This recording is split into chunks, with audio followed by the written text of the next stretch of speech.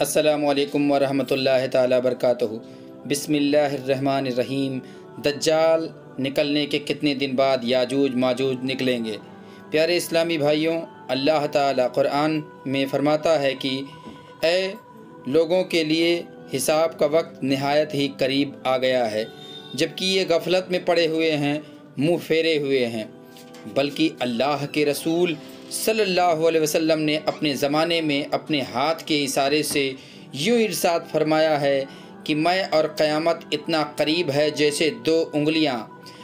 1450 साल पहले के अरसे को हुजूर पाक सल्लल्लाहु अलैहि वसल्लम ने फरमाया, तो अब तो हम क़यामत के बिल्कुल ही करीब हैं। सारी निशानियाँ जाहिर हो चुकी हैं, महज चंद बड़ी निशानियों को जाहिर होना बाकी है, जिसके बाद क़यामत कायम हो जाएगी। हमारे बुज़ुर्ग आज से जो मौजूद हैं, उन्होंने भी जो पेशन गोइयाँ की हैं कि ए लोगों, तुम बहुत ज़्यादा दुनिया में फैलने की कोशिश ना करो, इसलिए कि सबसे बड़े फितने, सबसे बड़ी क़यामत की अलामत जो आनी है वह बिल्कुल करीब है। दज्जाल का ज़हूर और याजूज माजूज का निकलना बहुत ही करीब है। अल्लाह ताला कुरान में फ़रमाता है, हत्ता इजा फुतिहत या अजूज़ु व माजूज़ु, याजूज माजूज को खोल दिया जाएगा। ये कोई दो आदमी नहीं, बल्कि यह एक बहुत बड़ी फ़ौज है जो कि इंसानों से भी ज़्यादा है। ये इंसानी नस्ल से होंगे, लेकिन बड़े ही अजीब तरह के डरावने इंसान होंगे। अगर यह कहा जाए कि यह इंसानों के शक्ल में जानवर होंगे तो कुछ गलत ना होगा, क्योंकि यह जिस वक्त अल्लाह के हुक्म से बाहर निकलेंगे तो चींटियों की तरह ज़मीन पर फैल जाएंगे। वह इतनी बड़ी तादाद में होंगे कि उनके रहते ज़मीन भी नज़र ना आएगी, बल्कि हर तरफ यही एक खूंखार जानवर नुमा इंसान याजूज माजूज फैले हुए दिखेंगे। ये इतने खूंखार होंगे कि अपने सामने आने वाली हर चीज़ को खाते चले जाएंगे। यहाँ तक कि अगर इनका गुज़र किसी नदी के पास से होगा तो ये उसका सारा पानी पी जाएंगे। उनके सामने अगर कोई कच्चा या पक्का घर आ जाएगा तो ये उसकी पूरी दीवारों को चट कर जाएंगे। सामने कोई पेड़ नज़र आएगा तो उसे भी खाकर ख़त्म कर देंगे। प्यारे दोस्तों, यहाँ तक कि ये मखलूक सांप, बिच्छू, बकरा, कुत्ते और परिंद चरिंद हर चीज़ को खाते चले जाएंगे। प्यारे दोस्तों, अल्लाह ने हर वक्त उम्मत के लिए कोई ना कोई आजमाइश की चीज़ पैदा की है। इस उम्मत के लिए आजमाइश की चीज़ों में दज्जाल, ताबुतुल अर्ज़ और याजूज माजूज वगैरह शामिल हैं। नबी पाक सल्लल्लाहु अलैहि वसल्लम ने याजूज माजूज के बारे में बहुत तफसील के साथ अहदीस में बयान फरमाया है कि वह एक ऐसा फितना होगा जो सारी उम्मत के लिए बवाल बनकर सामने आएगा। याजूज माजूज का जिक्र दूसरे मजहब की किताबों में भी मिलता है कि ये दुनिया ख़त्म होने से पहले एक ऐसी खूंखार कौम लोगों के बीच निकलेगी कि जो सभी चीज़ों को तबाह बर्बाद कर देगी। असल में याजूज माजूज हज़रत नूह अलैहिस्सलाम की औलादों में से एक कौम है, जिसे अल्लाह ताला ने क़यामत तक के लिए लोगों की नज़रों से छुपा रखा है और उसे एक बहुत बड़ी दीवार के पीछे कैद कर दिया है। लेकिन जब क़यामत से पहले उनके निकलने का वक्त करीब आ जाएगा तो याजूज माजूज उस दीवार को तोड़कर बाहर निकलेंगे और फिर सारी दुनिया में फसाद बर्पा करेंगे। प्यारे दोस्तों, कुरान में अल्लाह ताला ने 16वें और 17वें पारे में याजूज माजूज का जिक्र हज़रत जुल्करनैन के वाक़ये में कुछ तफसील के साथ फरमाया है कि सारी दुनिया को फ़तह करने वाला नेक बादशाह हज़रत जुल्करनैन जब सफ़र करते करते पूरब की तरफ बहुत दूर निकल गए तो अचानक उन्हें दो पहाड़ों के बीच खंडरात में एक बहुत ही बेबस कौम रहती नज़र आई। उस कौम ने हज़रत जुल्करनैन के अच्छे अखलाक देखते हुए उन्हें अपना बादशाह तस्लीम कर लिया। लेकिन जब हज़रत जुल्करनैन ने उन्हें छोड़कर जाने लगे तो उस कौम ने अपनी तकलीफ़ें हज़रत जुल्करनैन से बताई कि ए बादशाह सलामत, हम जिस इलाके में रहते हैं इस पहाड़ के उस तरफ याजूज माजूज नामी एक कौम रहती है। वो सब अक्सर हम लोगों पर हमला करके हमारी सारी चीज़ों को लूट लेते हैं। हम उनसे बहुत ज़्यादा तंग आ चुके हैं। इसलिए हम आपसे इल्तिजा करते हैं कि आप हमारे लिए उनसे बचने का कोई रास्ता निकालें, क्योंकि आपके पास एक बड़ी फ़ौज है और आपसे हमें पूरी उम्मीद है।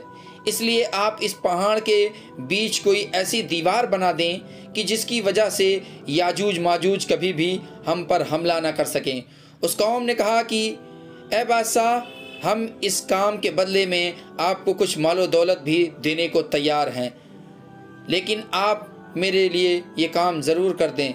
लेकिन हज़रत जुल्करनैन ने मालो दौलत लेने से इनकार करते हुए कहा कि नहीं, मेरे अल्लाह ने मुझे बहुत कुछ दिया है, वह मेरे लिए काफ़ी है, इसलिए मैं तुम्हारा यह काम करने को तैयार हूँ, लेकिन इस काम में तुम लोग मेरा साथ ज़रूर देना।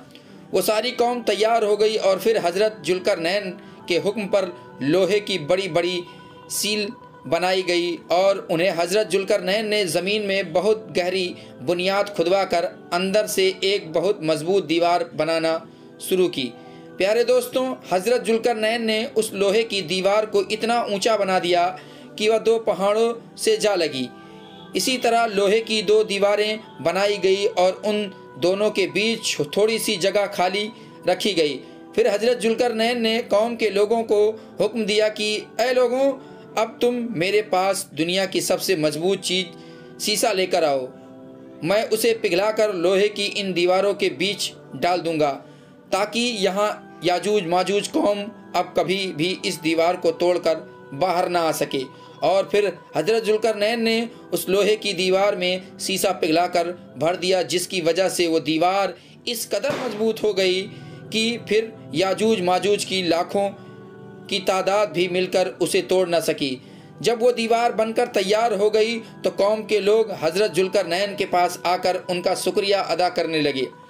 हज़रत जुल्करनैन ने फरमाया कि ए लोगों, ये दीवार सिर्फ वक्ती तौर पर तुम्हारी हिफाजत के लिए है, इसलिए कि जब भी मेरे अल्लाह का हुक्म आ जाएगा तो यह दीवार टूटकर फना हो जाएगी और याजूज माजूज लोगों के बीच निकलकर फसाद मचाएंगे। प्यारे दोस्तों, अल्लाह के रसूल हुजूर पाक सल्लल्लाहु अलैहि वसल्लम ने याजूज माजूज की इस दीवार के बारे में बतलाते हुए फरमाया था कि याजूज माजूज की कौम रोज़ाना इस मजबूत दीवार को तोड़ती है, यहाँ तक कि वो सुबह से शाम तक इस दीवार को तोड़ते ही रहते हैं। लेकिन जब वो दीवार तोड़ते तोड़ते आखिरी हद तक पहुँचते हैं तो उनका सरदार कहता है कि चलो अब वापस चलो, आगे की दीवार हम कल आकर तोड़ेंगे।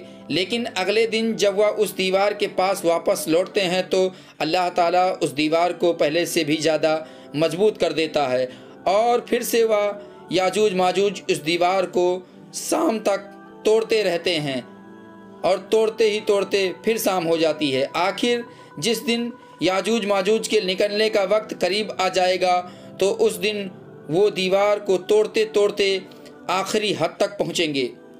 तो शाम को उनका सरदार कहेगा कि चलो वापस चलो, इंशाअल्लाह कल आकर हम इस दीवार को फिर से तोड़ेंगे।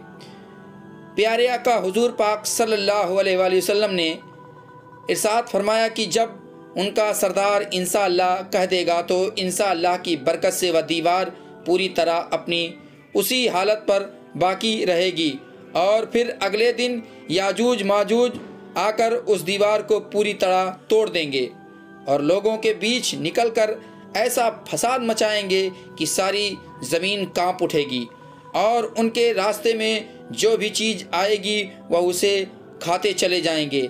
अगर उनका गुजर नदियों के पास से होगा तो वह उसका सारा पानी पी जाएंगे। इंसानों की बस्ती में आकर खून खराबा शुरू कर देंगे और वह ऐसे आदमखोर होंगे कि इंसानों को चीर फाड़ कर रख देंगे।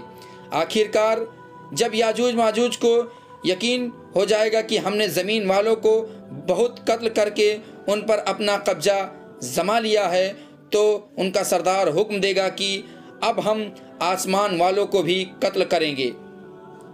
प्यारे दोस्तों, और फिर सरदार के हुक्म पर याजूज माजूज की फ़ौज आसमान की तरफ लोहे के तीर चलाना शुरू कर देंगे और फिर प्यारे दोस्तों अल्लाह ताला उन तीरों में खून लगाकर उन्हें ज़मीन की तरफ वापस भेजेगा। तो याजूज माजूज उस खून को देखकर बहुत खुश होंगे कि हमारे तीरों से आसमान वाले भी कत्ल होने लगे हैं। याजूज माजूज की शक्लों के बारे में रिवायतों में आता है कि उनकी शक्ल ढाल की तरह बिल्कुल चपटी होगी। उनके दांत और नाखून जानवरों की तरह बिल्कुल नुकीले होंगे। वह ऐसे भूखे होंगे कि सांप, बिच्छू, यहाँ तक कि घरों की दीवारों को भी चबा जाएंगे। दुनिया की कोई भी कौम उनसे मुकाबला नहीं कर सकेगी, क्योंकि वह बहुत ज़्यादा तादाद में होंगे। प्यारे दोस्तों, अल्लाह ताला ने कुरान पाक में याजूज माजूज की तादाद बदलते हुए फरमाया है कि याजूज माजूज हर ऊंची जगह के नीचे लुढ़कते हुए आएंगे। और इस कौम में एक ख़ास बात यह है कि जब तक उनकी औरतें 1000 बच्चे नहीं पैदा कर देती, तब तक उनकी मौत नहीं होती। प्यारे दोस्तों, अब सवाल यह है कि आखिर याजूज माजूज कब निकलेंगे?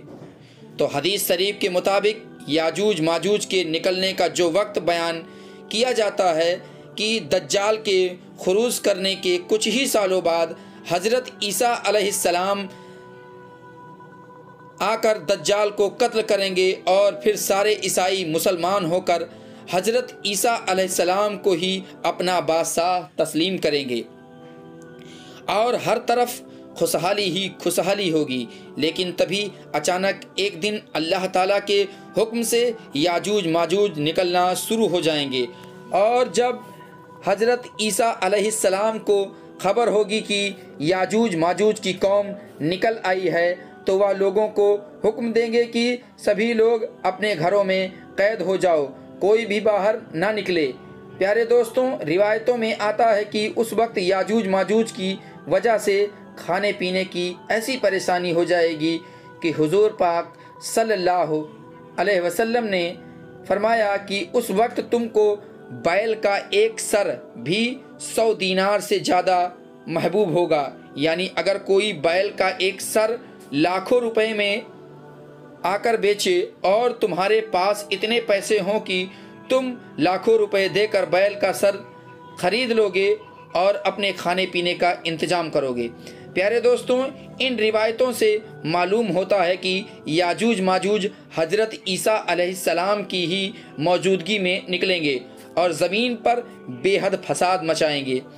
जब काफ़ी अरसा गुजर जाएगा तो लोग हज़रत ईसा अलैहिस्सलाम से आकर दरख्वास्त करेंगे कि आप अल्लाह ताला से दुआ करें कि अल्लाह हमें इस याजूज माजूज की इस वबा से निजात दे दे। तो हज़रत ईसा अलैहिस्सलाम अल्लाह ताला से बारगाह में हाथ उठाकर दुआ फरमाएंगे कि ए अल्लाह, हम ज़मीन वालों को याजूज माजूज के फितने से निजात अता फरमा दे। तो हज़रत ईसा अलैहिस्सलाम की दुआ पर अल्लाह ताला याजूज माजूज की पूरी कौम पर एक ऐसी बीमारी नाजिल करेगा कि उनकी गर्दन सड़ने लगेंगे और जिसकी वजह से कुछ ही दिनों में उन सभी की मौत हो जाएगी और ज़मीन में हर तरफ याजूज माजूज की लाशें ही लाशें नज़र आएंगी।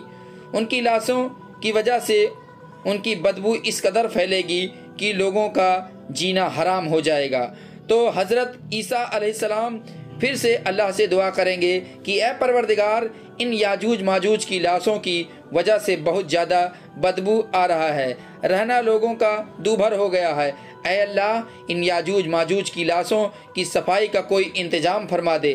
तो अल्लाह ताला आसमानों से कुछ ऐसे परिंदे को भेजेगा जो याजूज माजूज की लाशों को उठाकर दूर समुंदर में फेंक देंगे और फिर हज़रत ईसा अलैहिस्सलाम की हुक्मरानी में खुशहाली के दिन वापस आ जाएंगे। लेकिन उसके कुछ ही दिनों बाद अचानक एक दिन हज़रत ईसा अलैहिस्सलाम की वफ़ात हो जाएगी। प्यारे दोस्तों, उनकी वफ़ात के कुछ सालों के बाद अल्लाह ताला की तरफ से एक ठंडी हवा चलेगी जिसकी वजह से तमाम मुसलमानों पर मौत वाक़ हो जाएगी और सारी दुनिया में एक बार फिर से कुफ्र का बोलबाला होगा। लेकिन प्यारे दोस्तों, अभी इन हालात को ज़्यादा दिन नहीं गुजरे होंगे कि एक दिन अचानक अल्लाह ताला के हुक्म से सूरज मगरिब की तरफ से निकल आएगा और इसके बाद तौबा का दरवाज़ा भी बंद हो जाएगा। प्यारे दोस्तों, अल्लाह ताला हम सभी की इन फितनों से हिफाजत फरमाए और मौत के वक्त हमें कलमा पढ़ने की तौफीक नसीब अता फरमाए। ईमान की हालत में हमें मौत अल्लाह पाक नसीब अता फरमाए। आमीन सुम्मा आमीन। प्यारे दोस्तों, अगर ये वीडियो आपको अच्छी लगी हो तो वीडियो को लाइक करें, दोस्तों को शेयर करें। चैनल को अभी तक सब्सक्राइब नहीं किया तो चैनल को सब्सक्राइब कर ले, बेल आइकन को ज़रूर दबाएं। मिलेंगे अगले वीडियो में, तब तक के लिए खुदा हाफिज़।